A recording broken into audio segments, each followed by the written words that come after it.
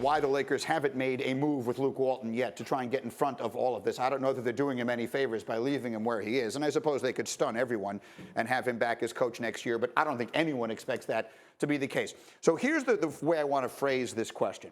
We all understand that the Lakers are going into an offseason where they are desperate to land a big-name free agent. And we've seen teams make all kinds of moves designed to make themselves more attractive.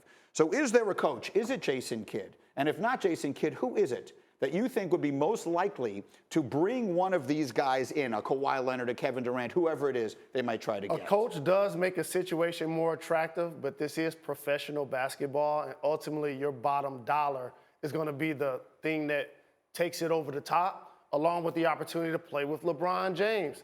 Are you going to be on a contending team? How many years before LeBron starts to slow down? Is the team going to then turn itself over to me and allow me to be the franchise player? I've talked to Jason Kidd about the Bucks job, not necessarily about the Lakers job. I know he wants to get back into coaching. I think he actually didn't get a fair shake in Milwaukee. Now, Coach Bud has taken it to a whole different level, just like Steve Kerr did when he took the Golden State job from Marc Jackson. And one of the harder things to do, Jason Kidd and Marc Jackson both were able to do, draft players that went on to be MVP-level players to build around. They had that in Golden State with Steph Curry. They now have that in Milwaukee with the Greek Freak. What do you think? Does Jason Kidd as the next coach of the Lakers make sense to you, Jay Will? It makes sense if it makes sense to LeBron James. It makes sense if it makes sense to LeBron James.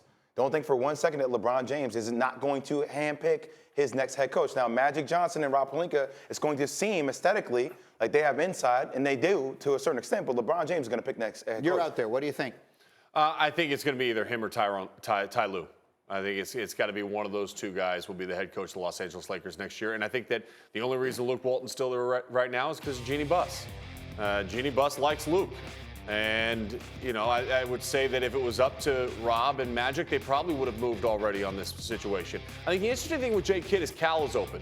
Cal just fired their head coach yesterday. And the first name that comes up is obviously a Cal legend in Jason Kidd, and whether or not that would be a good fit for him. Monetarily, it is a far cry from what he could get as a head coach in the NBA. Surprised Marc Jackson's name isn't thrown out there. Well, I'm thinking of a bunch of different names. Marc Jackson's name, is that one that you think a lot of free agents want to play for? John Calipari, who every time he talks about it publicly says he's going to retire at Kentucky, and yet the rumors are never going to go away. Is that a guy? He has half the league that played for him in college at this point. Is that a guy? Is there a coach out there that would make the Lakers a more attractive place to go?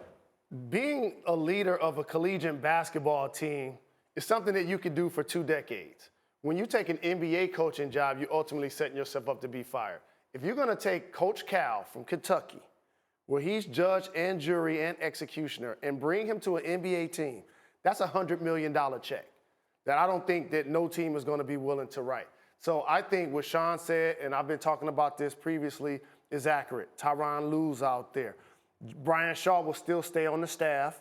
Jason Kidd is out there. I would love to see Marc Jackson getting another opportunity. Don't sleep on Avery Johnson, who also just got bought out from Alabama, who did a terrific job while he was in the NBA. Can I loft something out there? I know it's out of left park.